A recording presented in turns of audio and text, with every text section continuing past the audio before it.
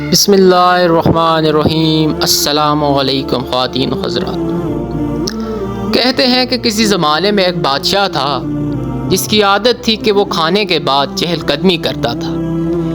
ایک دن وہ چہل قدمی کر رہا تھا کہ وہ شاہی باورچی خانے کے پاس سے گزرا تو اس کی نظر ایک عورت پر پڑی۔ وہ عورت بہت ہی خوبصورت اور حسین تھی۔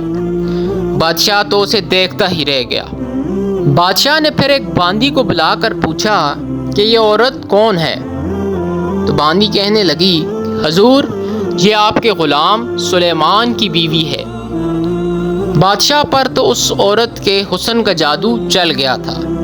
بادشاہ اب صرف یہ چاہتا تھا کہ وہ کسی نہ کسی طرح اس عورت تک پہنچ جائے۔ ایک دن بادشاہ نے اپنے غلام سلیمان کو بلایا اور اسے ایک خط دیا اور کہنے لگا کہ یہ فلاں ملک کے بادشاہ تک پہنچاؤ اور اس کے بعد مجھ سے آ کر دوبارہ ملو اور اپنا انعام حاصل کرو۔ سلیمان واپس اپنے گھر آیا اور اپنے سفر کی تیاری کرنے لگا۔ اس نے سفر کا سامان باندھا اور اپنی بیوی کو بتایا کہ کچھ دنوں میں وہ واپس آ جائے گا۔ سلیمان سامان اٹھا کر سفر پر نکل پڑا۔ اسے یہ بالکل معلوم نہ تھا کہ بادشاہ اس کے ساتھ کیا چال چل رہا ہے۔ پھر ایک دن بادشاہ نظروں سے بچتا ہوا سلیمان کے گھر پہنچ گیا اور آہستہ سے سلیمان کے گھر کا دروازہ کھٹکھٹانے لگا۔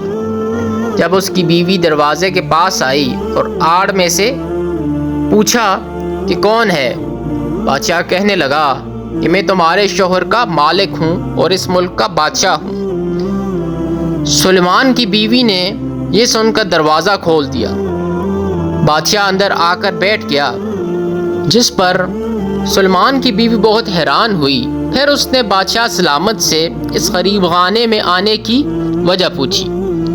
بادشاہ نے کہا کہ میں یہاں تمہارا مہمان بن کر آیا ہوں۔ فیروز کی بیوی بہت نیک اور سمجھدار تھی۔ وہ بادشاہ کے آنے کا مطلب سمجھ گئی۔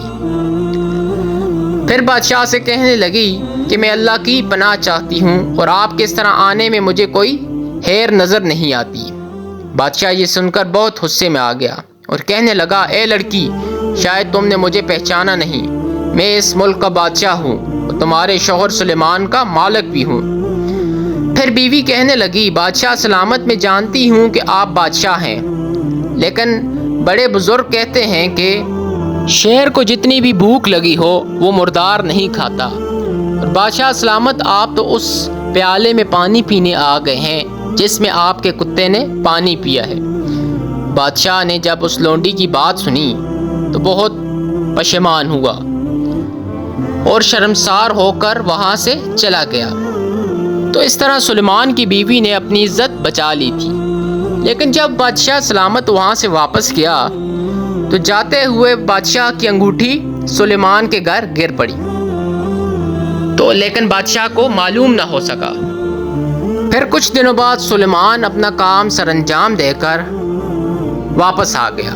وہ بادشاہ کی خدمت میں حاضر ہوا۔ بادشاہ نے اسے کافی انعام سے نوازا۔ سلیمان خوشی خوشی اپنے گھر آیا، لیکن جب اس نے وہاں بادشاہ کی انگوٹھی پڑی دیکھی تو وہ سارا ماجرا سمجھ گیا۔ وہ سمجھ گیا کہ بادشاہ نے اس سے کس مقصد کے لیے بہت دور بھیجا تھا، تاکہ بادشاہ اپنا فائدہ اٹھا سکے۔ پھر سلیمان وہ انعام جو بادشاہ نے اسے دیا تھا وہ لے کر بازار چلا گیا۔ وہاں اس نے قیمتی تحائف اور کپڑے اور جوتے خریدے اور واپس آ کر اپنی بیوی کو کہنے لگا کہ چلو تمہیں میں تمہارے گھر چھوڑ کر آتا ہوں۔ بیوی نے کچھ نہ پوچھا اور اس کے ساتھ چل دی۔ تو اس طرح سلیمان نے اپنی بیوی کو اس کے گھر چھوڑ دیا اور کافی عرصے تک اس سے نہ ملنے گیا اور نہ اسے واپس لایا، جس کی وجہ سے وہ بہت پریشان تھی۔ کچھ دنوں بعد بیوی کے بھائی یعنی سلیمان کے سالے اس سے ملنے آئے اور اس سے وجہ پوچھی کہ وہ اپنی بیوی کو واپس کیوں نہیں لا رہا، جس پر سلیمان کہنے لگا کہ وہ ایسا نہیں کر سکتا۔ تو اس کے سالوں نے کہا کہ اگر ایسا نہیں کرے گا تو ہم قاضی کے پاس جائیں گے اور وہاں ہی فیصلہ ہوگا۔ پھر تینوں شخص قاضی کے پاس پہنچ گئے جو اس وقت بادشاہ کی خدمت میں موجود تھا۔ لڑکی کے بھائی قاضی سے کہنے لگے کہ ہم نے پھلوں سے بھرا ایک سرسبز باغ سلیمان کو دیا تھا، اس نے ہمارا باغ اجاڑ دیا ہے، سارے پھل کھا لیے ہیں اور درخت کاٹ دیے ہیں۔ قاضی سلیمان کی طرف متوجہ ہوا اور کہنے لگا، تو ہاں سلیمان بتاؤ کہ کیا تم نے ایسا جرم کیا ہے؟ سلیمان نے جواب دیا کہ جی ہاں، بالکل انہوں نے میرے حوالے ایک سرسبز باغ دیا تھا، لیکن میں نے اس باغ کو اس سے زیادہ سرسبز کر کے ان کے حوالے کر دیا ہے۔ تو قاضی پھر ان بھائیوں سے مخاطب ہوا تو بھائی کہنے لگا کہ جی ہاں ایسے ہی ہے، لیکن ہم اس سے یہ وجہ جاننا چاہتے ہیں کہ اس نے وہ باغ ہمیں دوبارہ کیوں واپس کیا۔ تو قاضی صاحب پھر سلیمان سے متوجہ ہوئے اور کہنے لگے کہ اب بتاؤ تم نے وہ باغ کس وجہ پر چھوڑا ہے؟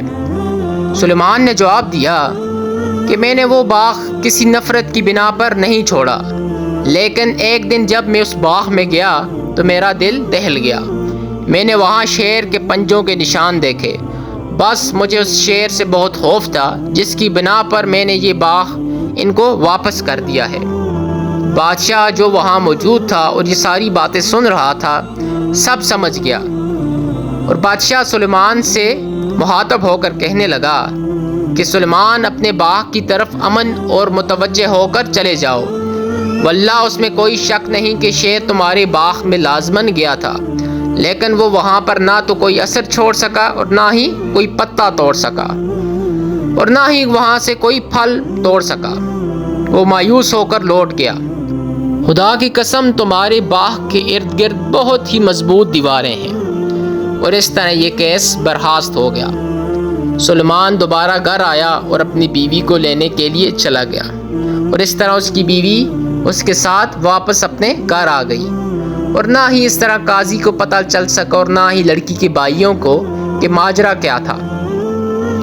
تو ناظرین، ہمیں اس سے یہی سبق ملتا ہے کہ نیک بیوی کا ہونا کسی بڑی نعمت سے کم نہیں، اور ہمیں اپنے گھریلو معاملات میں جلد بازی سے کام نہیں لینا چاہیے، کیونکہ ایک چھوٹی سی چنگاری بھی پورے بسے بسائے گھر کو تباہ کر دیتی ہے۔